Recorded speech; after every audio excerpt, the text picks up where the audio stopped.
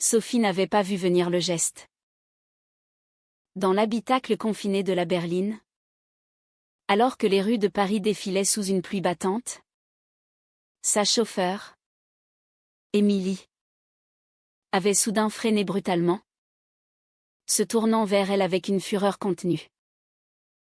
D'un mouvement fluide et inattendu, elle l'avait poussé contre le siège arrière, son corps pressé contre le sien, et Sophie avait senti son cœur s'emballer non de peur, mais d'une émotion qu'elle refusait d'admettre depuis des mois.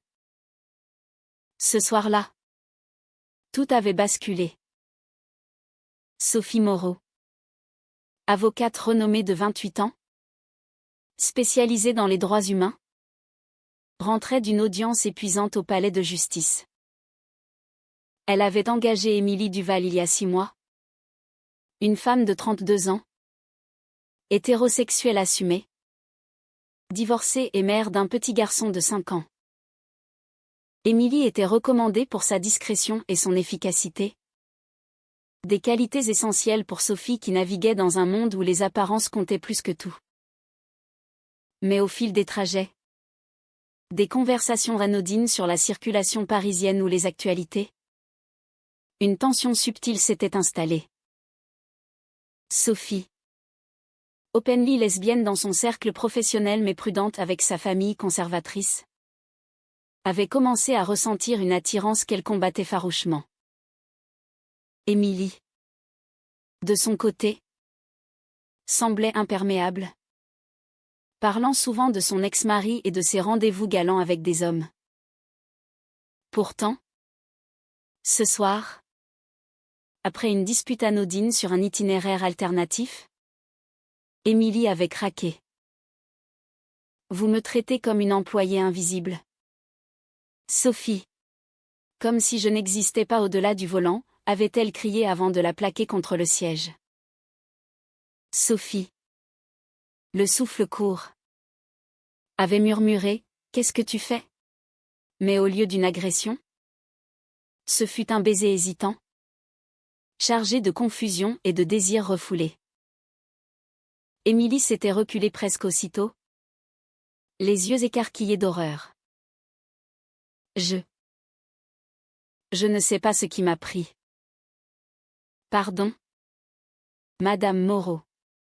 Elle avait redémarré la voiture en silence, laissant Sophie abasourdie, le cœur en miettes. Le lendemain matin, Sophie se réveilla avec une migraine lancinante dans son appartement haussmannien du 7e arrondissement. Elle revoyait la scène en boucle, le goût des lèvres d'Émilie, la chaleur de son corps, et puis ce recul brutal, comme si elle avait touché un feu ardent. Était-ce réel ? Ou un mirage né de sa solitude ? Sophie n'avait pas eu de relation sérieuse depuis 2 ans, depuis que sa dernière petite amie l'avait quittée pour un manque d'engagement. Sa famille, originaire de Lyon, des catholiques traditionalistes, ignorait tout de son orientation sexuelle. Son père, un entrepreneur rigide, et sa mère, une femme au foyer pieuse, attendait d'elle un mariage avec un bon parti, un homme. Bien sûr. Chaque visite familiale était un exercice de dissimulation, un mensonge par omission qui l'arrangeait. Au bureau, Sophie tenta de se concentrer sur un dossier sensible, la défense d'une jeune femme transgenre discriminée au travail. Mais ses pensées revenaient sans cesse à Émilie. Devait-elle la licencier pour éviter le malaise ? Ou confronter la vérité ? Elle décida d'envoyer un message neutre, « Rendez-vous à 18h comme d'habitude. » La réponse fut laconique, « Oui. » Madame. Quand Émilie arriva, son visage était impassible, professionnel jusqu'au bout des ongles. Elles roulèrent en silence jusqu'à ce que Sophie craque. « On doit en parler ? » Émilie. Hier soir. Émilie serra le volant.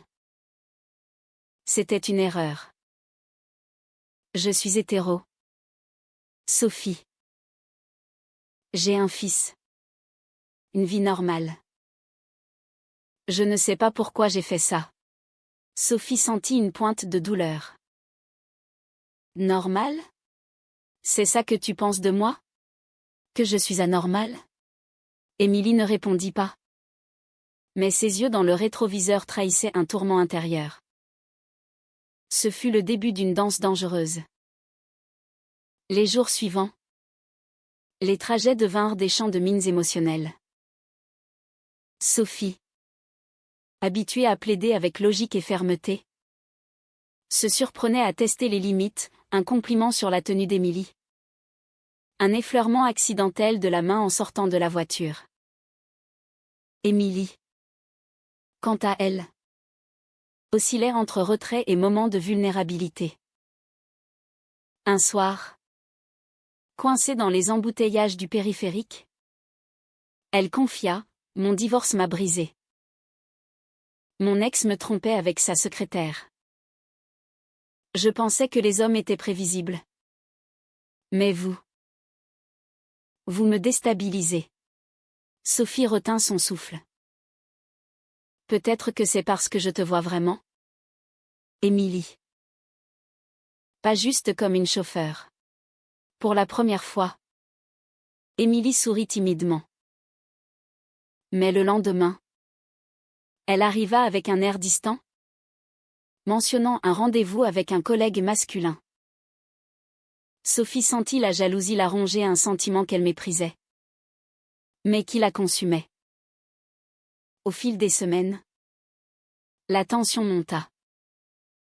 Sophie invita Émilie à un café après le travail, prétextant discuter d'horaires.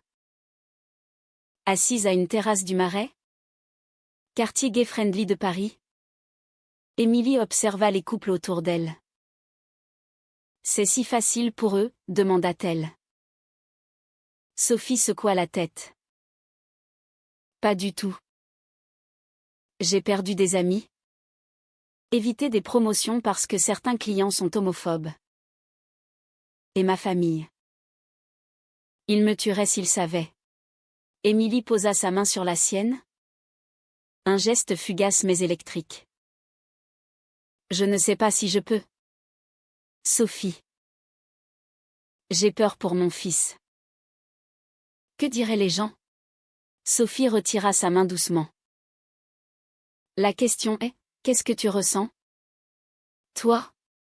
Émilie baissa les yeux, confuse. Ce soir-là, en rentrant, Sophie appela sa sœur aînée, Claire, la seule à connaître son secret. Je crois que je tombe amoureuse de ma chauffeur. Et elle est hétéro. Claire soupira. Fais attention. Sophie. Tu vas te brûler les ailes. Mais Sophie ne pouvait s'arrêter.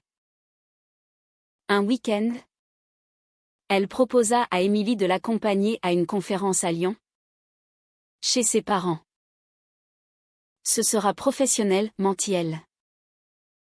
Émilie accepta. Curieuse. Le voyage en train fut tendu, leurs genoux se frôlant dans le wagon.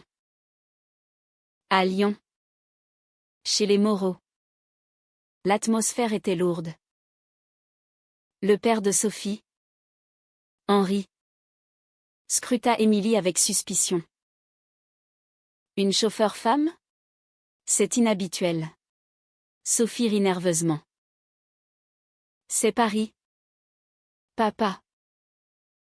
Tout est inhabituel. Pendant le dîner, Émilie parla de son fils, Lucas, et de sa vie de mère célibataire. La mère de Sophie, Marie, s'adoucit. C'est courageux. Les femmes comme vous méritent mieux. Mais plus tard, seule avec Sophie, Marie lâcha. Quand vas-tu nous présenter un fiancé? Tu as 28 ans. Sophie éluda, le cœur serré. Dans la chambre d'hôtel partagée pour économiser, Émilie murmura, ta famille est si traditionnelle. Comment fais-tu? Sophie se tourna vers elle. Je mens. Tous les jours. Émilie s'approcha. Et pour la seconde fois. Elles s'embrassèrent cette fois. Avec une intensité qui les laissa tremblantes.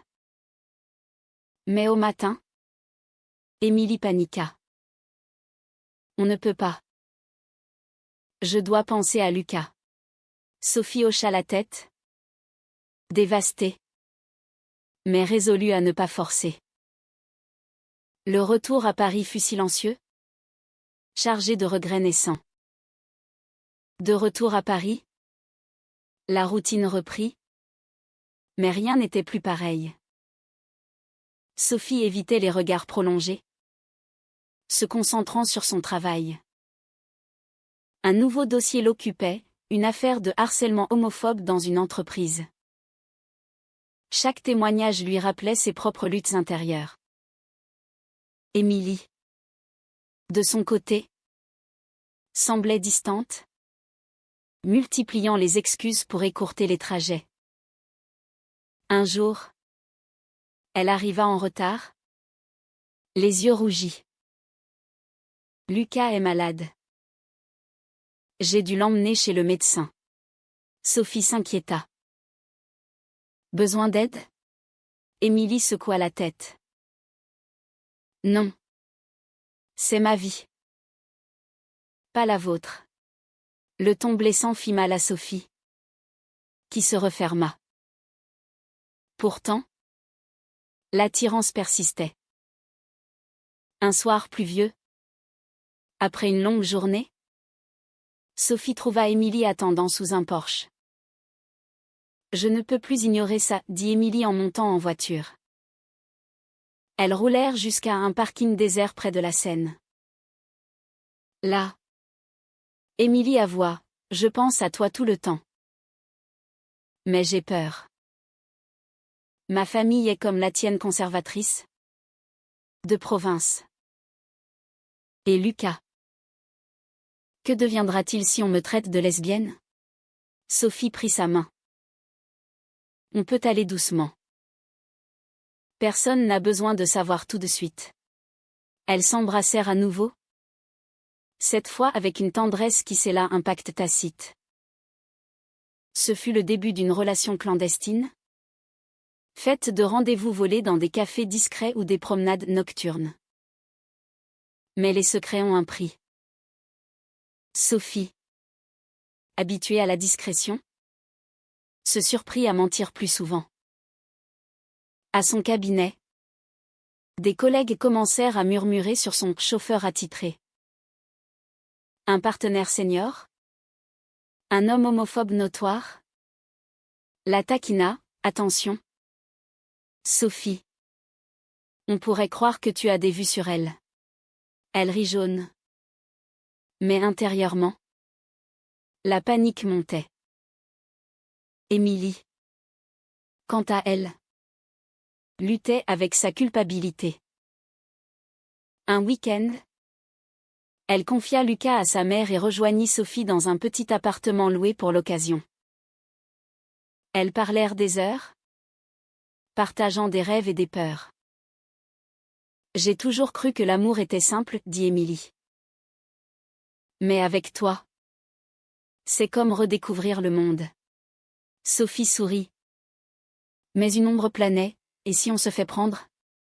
La réponse vint plus vite qu'attendue. La mère d'Émilie, en visite surprise, découvrit un message ambigu sur son téléphone. Qui est cette Sophie? Tu passes trop de temps avec elle. Émilie balbutia une excuse. Mais le doute s'installa. De son côté, Sophie reçut un appel de son père. Ta sœur m'a dit que tu agis bizarrement. Es-tu en couple? Amène-le à la maison.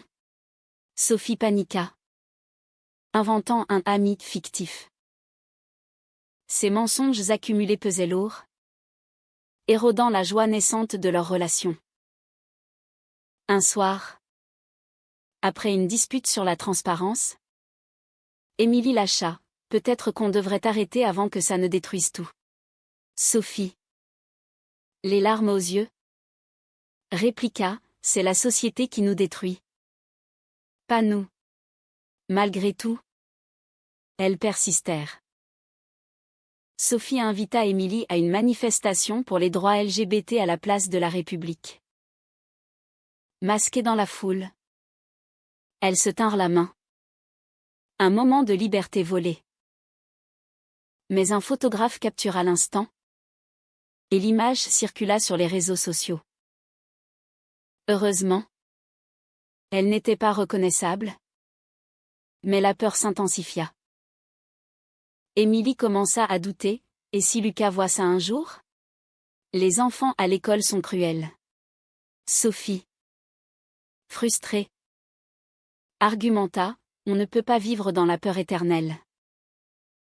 Regarde les progrès en France, le mariage pour tous existe depuis 2013. Émilie secoua la tête. Les lois changent. Pas les mentalités. La crise éclata lors d'un dîner chez des amis de Sophie. Un couple lesbien. Émilie, invitée comme collègue, se sentit mal à l'aise face aux discussions ouvertes sur l'homosexualité. Une invitée lança, les hétéros qui virent de bord. C'est souvent par curiosité. Émilie rougit, quittant la table précipitamment. Sophie la suivit. Pardon? Elles ne savent pas. Émilie explosa, c'est ça que je serais? Une curiosité? Je perds ma identité pour toi. Sophie. Blessée. Riposta, et moi? Je risque tout, ma famille. Ma carrière pour une femme qui a honte de nous. Elles rentrèrent séparément. Le silence radio s'installant pour la première fois. Quelques jours plus tard, Sophie apprit par un collègue qu'Émilie avait postulé pour un autre job. Le choc fut rude. Elle confronta Émilie, tu fuis? Émilie admit, j'ai peur de te faire du mal. Et à Lucas. Sophie. En larmes. Supplia, donne-nous une chance. Émilie hésita. Puis embrassa Sophie passionnément. D'accord. Mais on doit être prudente. Leur réconciliation fut douce amère, marquée par une conscience accrue des risques. Sophie commença à envisager de coming out à sa famille. Un pas gigantesque. Elle consulta un thérapeute, explorant ses conflits intérieurs, la peur du rejet versus le besoin d'authenticité. Émilie, de son côté, parla à une amie proche, testant les os. L'amie réagit positivement. Un premier soulagement. Pourtant, les nuages s'amoncelaient. Le père de Sophie, suspicieux, engagea un détective privé, un fait qu'elle ignora jusqu'à ce qu'il soit trop tard. Émilie, stressée, commis une erreur, elle confia à sa mère qu'elle voyait quelqu'un de spécial. La mère, flairant l'anomalie, fouilla et trouva une photo d'elle deux. L'explosion fut inévitable. Une femme? Tu es folle. Pense à ton fils. Émilie, dévastée, appela Sophie en pleurs. Elle menace de me prendre Lucas si je continue. Sophie, horrifiée, proposa son aide légale. On se battra. Mais intérieurement, elle doutait, valait-il la peine de détruire des vies pour leur amour? La nuit qui suivit fut interminable. Chacune pesant les conséquences de leur choix. La confrontation avec la famille d'Émilie marqua un tournant. Sophie, en tant qu'avocate, prépara un dossier sur les droits parentaux, assurant Émilie que sa mère n'avait pas de base légale pour une garde. C'est du bluff, dit-elle. Mais Émilie tremblait, c'est ma mère. Elle m'a élevée seule après la mort de mon père. Elles décidèrent de rencontrer la mère ensemble. Un rendez-vous tendu dans un café lyonnais. La femme, une retraitée austère, fixa Sophie avec dédain. Vous corrompez ma fille. C'est contre nature. Sophie. Calme. Répliqua, l'amour n'est pas contre nature. C'est la haine qui l'est. Émilie intervint, maman. Je l'aime. Accepte-le ou perds-moi. La mère partit en larmes, laissant un vide béant. De retour à Paris, Sophie affronta ses propres démons. Elle confia à Claire, je vais le dire à papa et maman. Claire l'encouragea. Mais avertit, prépare-toi au pire. Le week-end suivant, lors d'un déjeuner familial à Lyon, Sophie lâcha la bombe, je suis lesbienne. Et je suis avec quelqu'un, une femme. Le silence fut assourdissant. Son père rougit de colère, c'est une phase. Tu nous déshonores. Sa mère pleura, comment avons-nous échoué? Sophie. La voix brisée. Expliqua, ce n'est pas un choix. C'est qui je suis. Ils la chassèrent, lui interdisant de revenir tant qu'elle ne se reprendrait pas. Le retour en train fut un calvaire. Émilie la consolant par téléphone. On est ensemble dans ça. Mais les retombées furent rapides. Le père de Sophie contacta son cabinet, répandant des rumeurs. Un client conservateur se retira, prétextant un conflit d'intérêts. Sophie, furieuse, envisagea une plainte pour diffamation, mais y renonça pour ne pas aggraver les choses. Émilie, solidaire, quitta son job pour un poste anonyme, évitant les ragots. Leur relation, autrefois clandestine, devint un combat ouvert. Elles emménagèrent ensemble dans un petit appartement à Montmartre. Un acte de défiance. Lucas s'adapta étonnamment bien, appelant Sophie Tatasso. Mais à l'école, des murmures commencèrent, un enfant taquina Lucas sur ses deux mamans.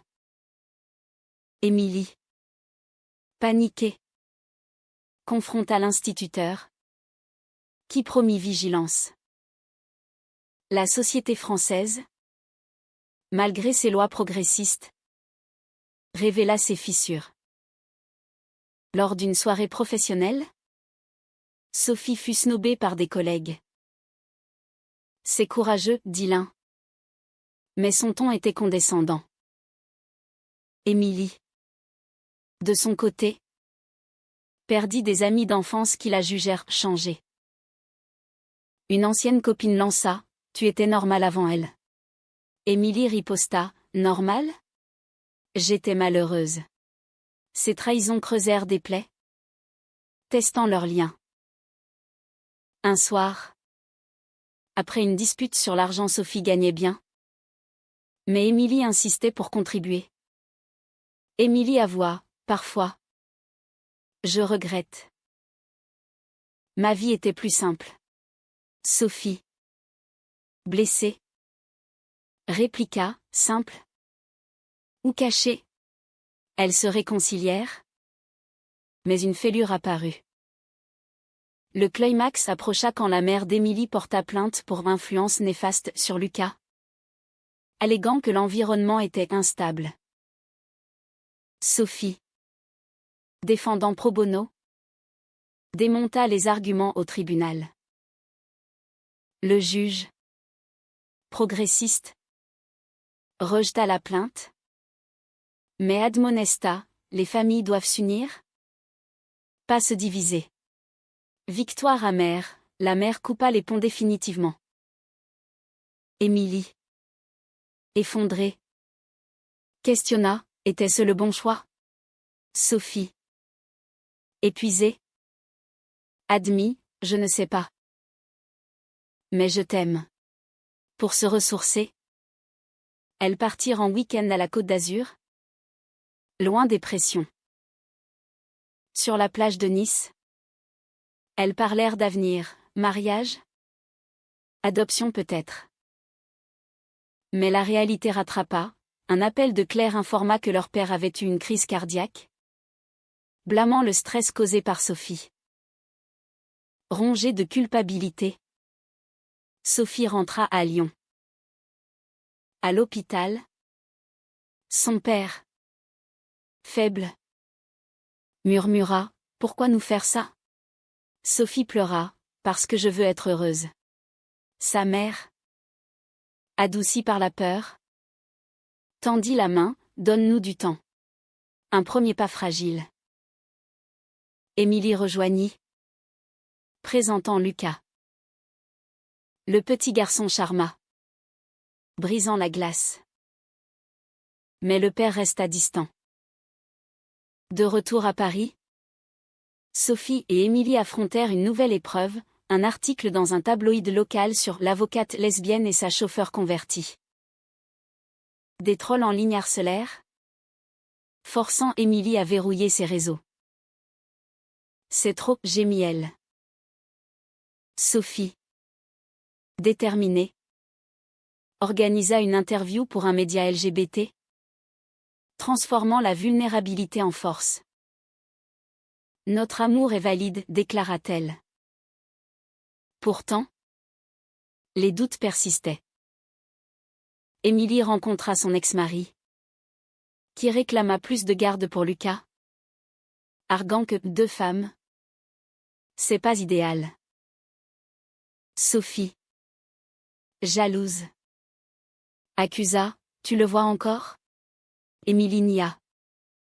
Mais la confiance s'effrita.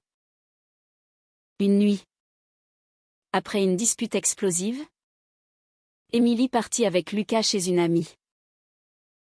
Sophie, seule, remit tout en question, avait-elle forcé Émilie dans ce monde ? Était-ce égoïste ? Elle appela sa thérapeute, explorant ses motins haussés, le droit à l'amour versus le devoir familial. Au matin, Émilie revint, je t'ai choisi.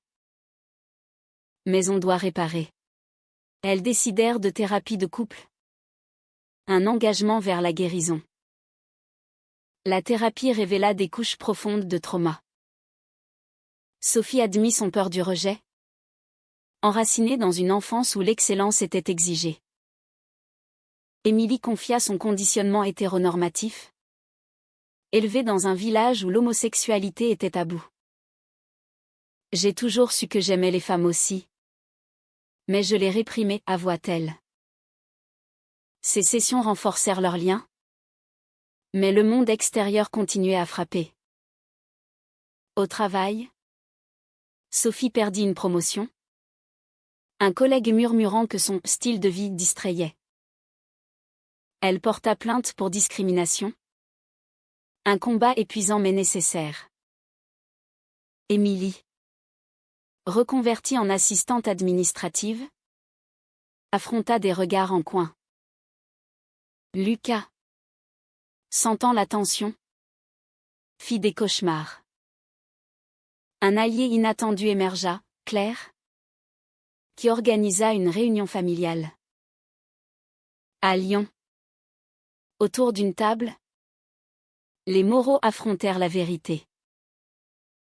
Le père, remis de sa crise, écouta Sophie, votre rejet me tue. Il pleura, j'ai peur pour toi. Dans ce monde cruel, une trêve naquit. Pas l'acceptation pleine, mais un début. La mère d'Émilie, isolée, envoya une lettre, je prie pour toi. Émilie la déchira, choisissant son bonheur. Ces victoires mineures boostèrent leur morale. Elles assistèrent à la Pride de Paris, main dans la main. Un acte libérateur. Lucas porta un drapeau arc-en-ciel, innocent et joyeux. Mais le destin frappa cruellement. Un accident de voiture, Émilie, distraite par un appel de Sophie, percuta un camion. Hospitalisée avec des fractures, elle murmura, « C'est ma faute. » Sophie, rongée de culpabilité, veilla des nuits entières. Lucas resta avec Claire. Pendant la convalescence, Émilie questionna, « Et si c'était un signe? Que notre relation est maudite? » Sophie, ferme, répliqua, « Non. C'est la vie. On se relève. » Mais intérieurement, elle doutait, avait-elle poussé Émilie trop loin? La récupération fut lente, marquée par des disputes sur l'indépendance. Émilie, frustrée d'être dépendante, lâcha, « Peut-être que sans toi, ça n'arriverait pas. » Sophie, blessée, partit en claquant la porte. La séparation temporaire dura une semaine.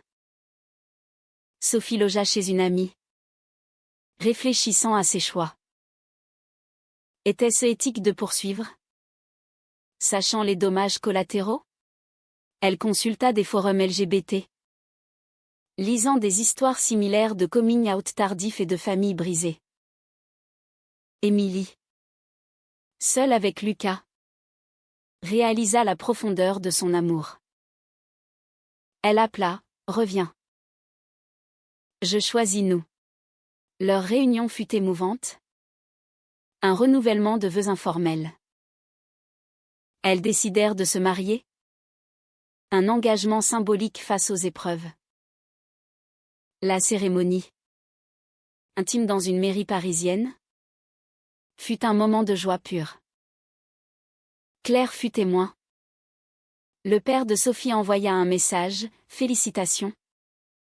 Ma fille.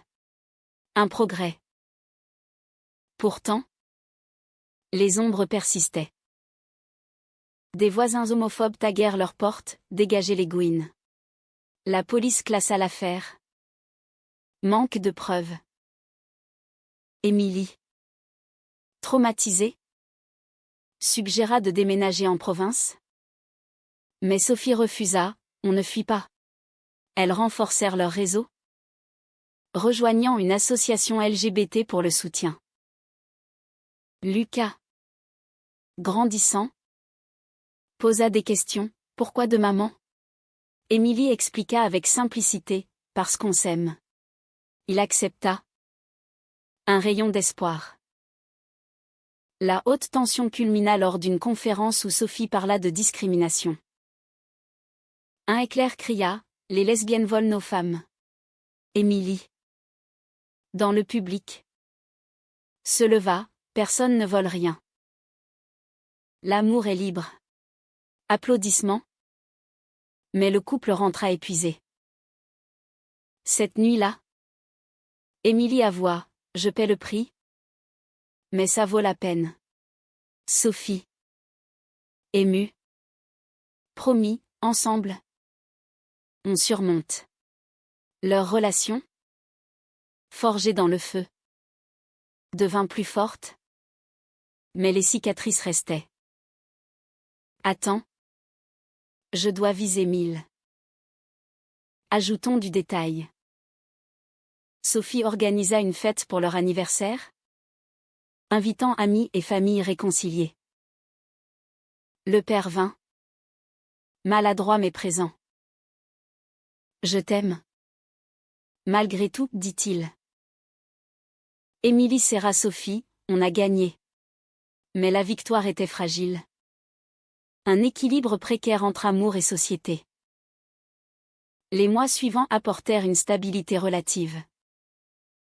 Sophie gagna son procès pour discrimination, obtenant une indemnité substantielle qu'elle versa à une association LGBT.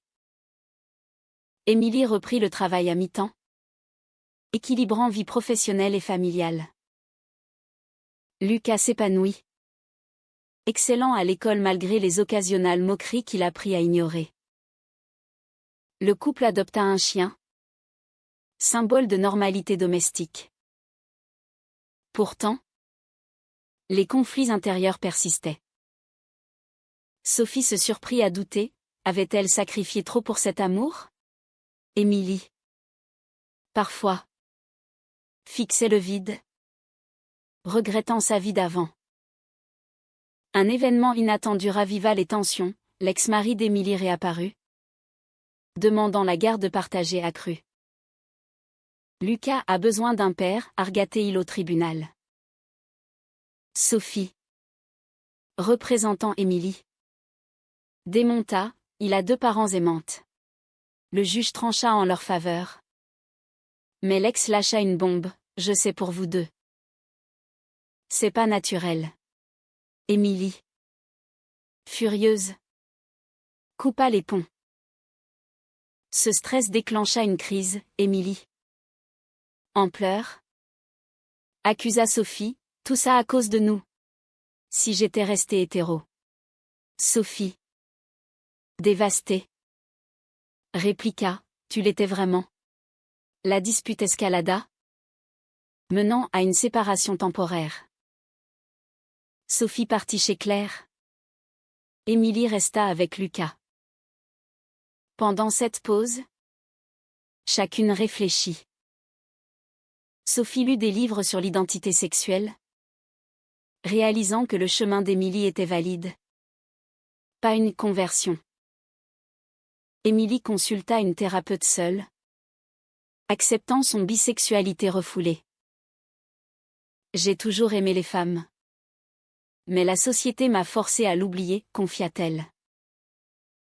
Elles se retrouvèrent dans un parc, sous le soleil parisien. Pardon, dirait en chœur. Leur réconciliation fut profonde, marquée par une promesse, communiquée ouvertement. La société évoluait lentement. Un sondage montra une acceptation croissante des couples LGBT en France. Mais les attaques persistaient. Sophie s'engagea politiquement, militant pour plus de protection. Émilie rejoignit, transformant sa douleur en action. Lucas, fier, dessina une famille arc-en-ciel. La famille Moreau s'adoucit, le père invita pour Noël. Un geste de paix. La mère d'Émilie envoya un cadeau pour Lucas. Un olive-branche. Pourtant, le prix payé était élevé, amitié perdue, carrières impactées, santé mentale ébranlée.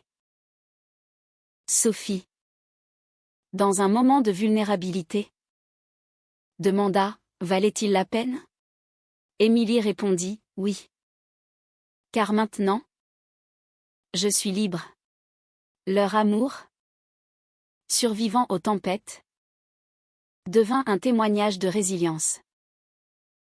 Mais la question lingée, dans une société encore divisée, l'amour vrai triomphe-t-il toujours? Était-ce juste de poursuivre une relation qui cause tant de souffrance aux proches? Ou l'authenticité personnelle prime-t-elle surtout? Elles voyagèrent en Italie pour leur lune de miel retardée, réfléchissant aux leçons.